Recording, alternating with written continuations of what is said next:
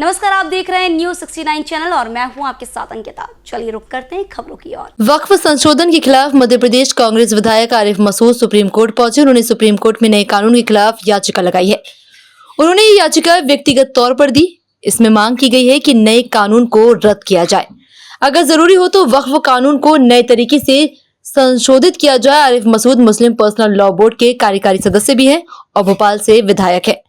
15 अप्रैल को याचिका पर सुनवाई होगी। कांग्रेस विधायक ने कहा कि वक्फ कानून को लेकर एक याचिका मैंने सुप्रीम कोर्ट में दायर कर दी।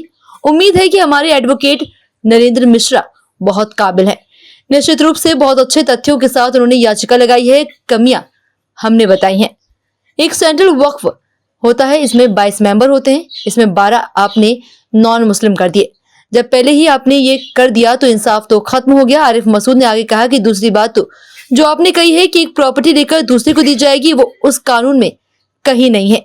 ये लोगों में भ्रम फैलाया जा रहा है। इन तमाम बदलावों को लेकर याचिका लगा दी गई है।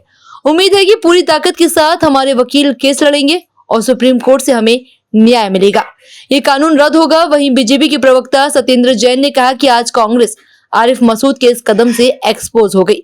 अब कहा है कि राहुल गांधी, प्रियंका गांधी जो संविधान की किताब हाथ में लेकर शोर मचाते हैं। वक्फ संशोधन पहली बार नहीं हुआ, कांग्रेस के राज में भी कई संशोधन हुए हैं। हाँ, ये काला कानून है, इसको हम लोग एक्सेप्ट नहीं करेंगे। हमने मानने से मना कर दिया और जब सरकार मानने को तैयार नहीं है और अपने हठधर्मी करे जा रही है तो सुप्रीम कोर्ट एक सहारा है।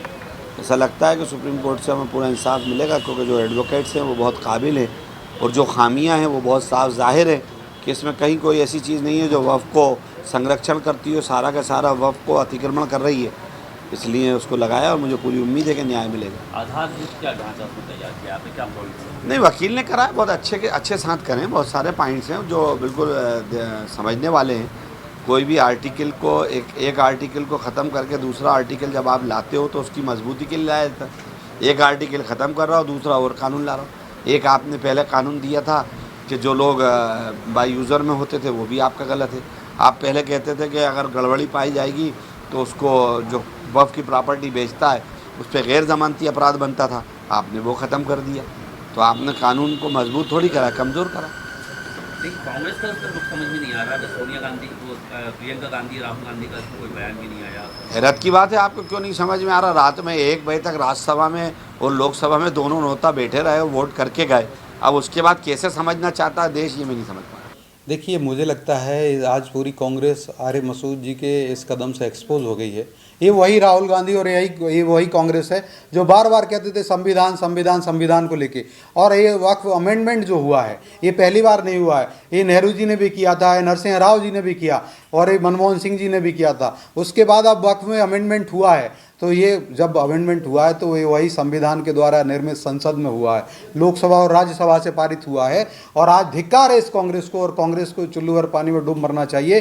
जो संविधान के रक्षक बनते हैं आज संविधान के भक्षक बनने वाला काम कर रहे हैं। बड़ा निंदनीय कदम है। इसी तरह की और खबरें देखने के लिए बने रहे हमारे साथ। देखते रहिए न्यूज़ 69 चैनल। जब तक के लिए धन्यवाद।